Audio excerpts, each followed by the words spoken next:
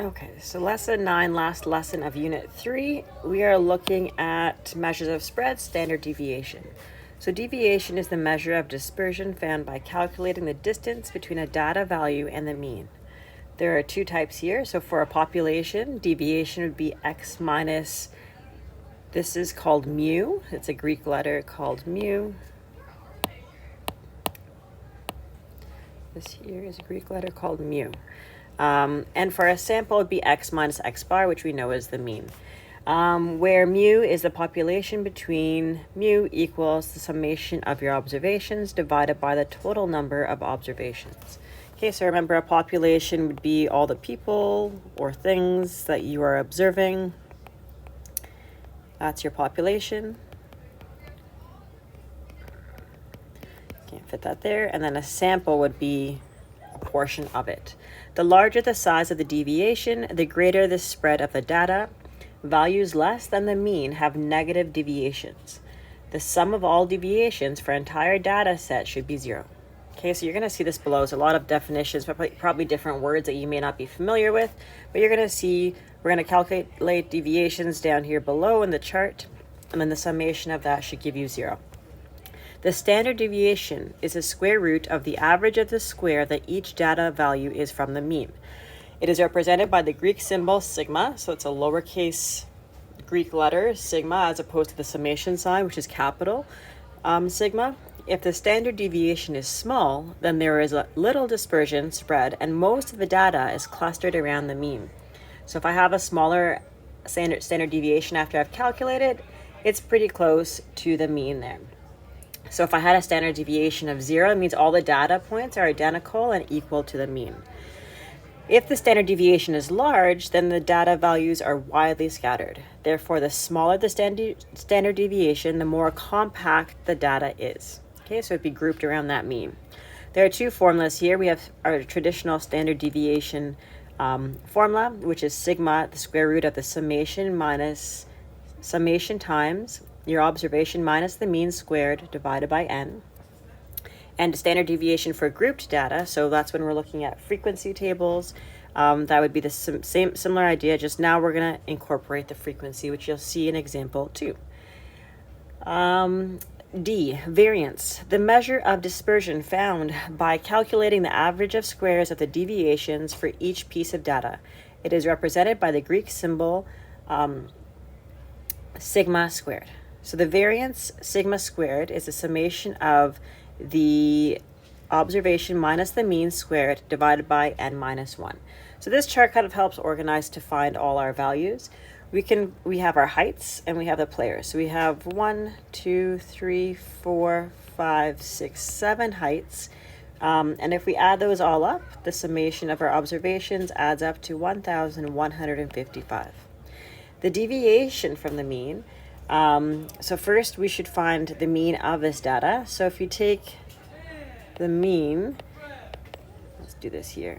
The mean would be the summation of your data, which we calculated as 1,155, divided by the total number of observations, which is 7, and that gives you 165 centimeters.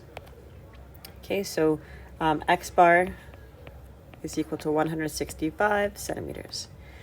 So now to find the deviation from the mean, you take your observation, so 183 minus the mean, and that gives me 18. So I'm going to continue that down the chart here.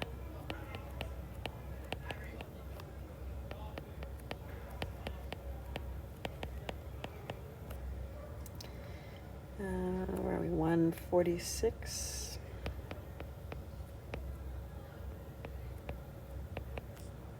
All right, I messed that number up there. This should be minus 17, minus 19, 178 minus 165 equals, I'm skipping my lines here, 181 minus 165,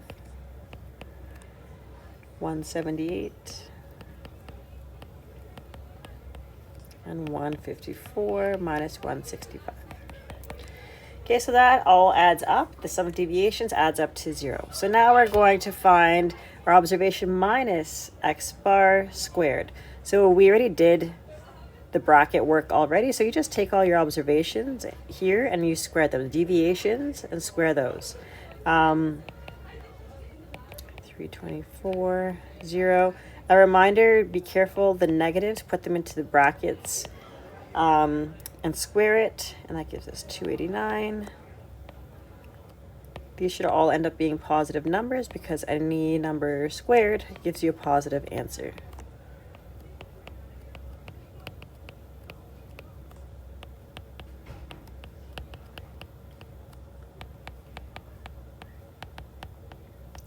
And now I have the summation of this here would give me 1,000, so add them all up, 520. So now we can find our standard deviation. We have sigma is equal to the summation of basically our third column here, which is 1,520 divided by 7, the number of terms. That is a 7 there. That should give me 14.7. Okay, so you're basically, this allows you, the standard deviation allows you to compare to another data set and determine which set is more consistent. So is it more consistent or is it more spread out? So I can compare this to another data set and see. This also tells me how far the data is from the mean and how far it's scattered, or if it's scattered around the mean or further away from the mean. So now the difference here is now we're looking at grouped data. So grouped data, we have to consider the frequency. So here, if I add up all 1 plus 5 plus 10 plus 5 plus 4 plus 2 plus 2 plus 1 plus 1, that's the summation of my frequencies. That gives me n is equal to 31. So what does the class mean? So this is like our weighted means that we did in our previous lesson. The summation of the frequency times your x all over the summation of my frequencies. So that means you take the frequency 1 times 66 plus 5 times 70 plus 10 times 74 plus 5 times 78. So taking each frequency, multiply it by the term. I might run out of room here, which I am. I was going to continue it down here. This is not the best math form. Plus 1 times 98. Okay, so, and that all has to be divided by 31. So you take your calculator. If you want to do individually, if you're comfortable doing it all at once, that's fine. You should end up with a numerator of 2,418 all over 31, which gives us a mean of 78, and these are averages, so percent. So here we're going to use the table below to figure out the standard deviation and the variance. Okay. So the frequencies we can see from above, I can just copy those down. 1, 5, 10, 5, 4, 2, 2, 1, 1. And now I can do the exact same thing. So I can take my observation, which is 66, subtract the mean, which is 78, and that gives you negative 12.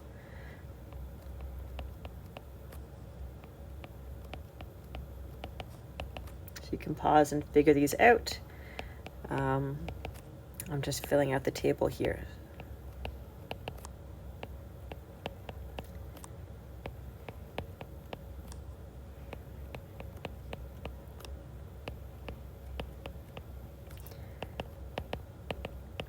And you should end up with negative 8, negative 4, 0, 4, 8, 12, and 20.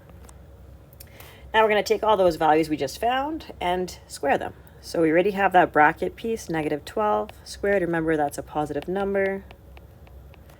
So take each of your values from the third column and square them.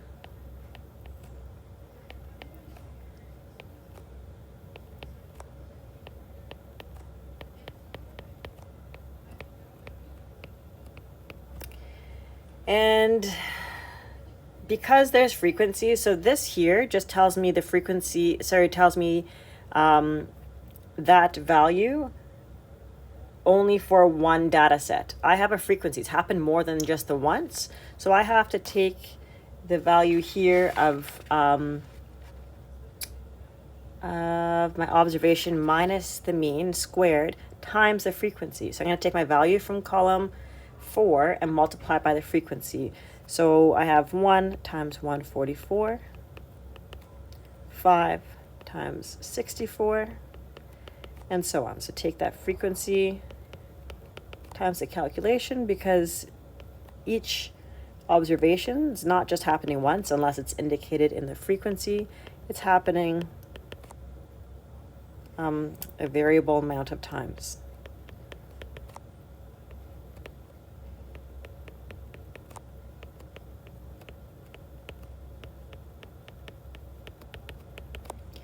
So I get 144, 320, 160, 0, 64, 128, 288, 256, and 400.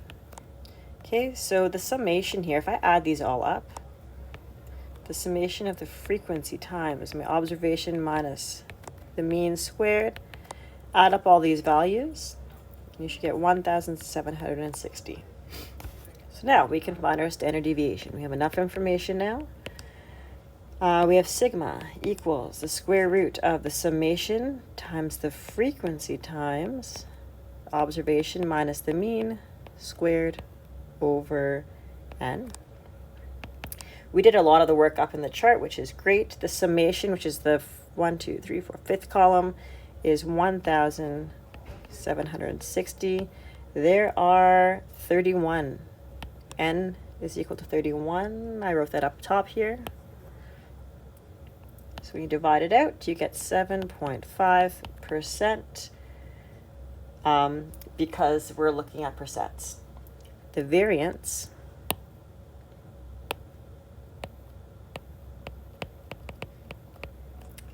is looking at sigma squared equals the summation of the frequency of the observation minus the mean squared all over the mean, which gives us 1,760 divided by 31.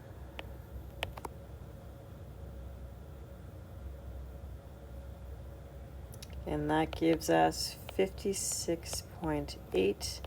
And this is percent squared because we've squared it there. Okay? So that is how you would find your standard deviation and your variance. The variance, I'd say, is less easy to interpret, so standard deviation is more frequently used, but you do need to know how to find both, and they both tell you important information. Remember, variance measures how much each point differs from the mean, whereas your standard deviation tells you how far the data is scattered away or around the mean. And that is lesson 9.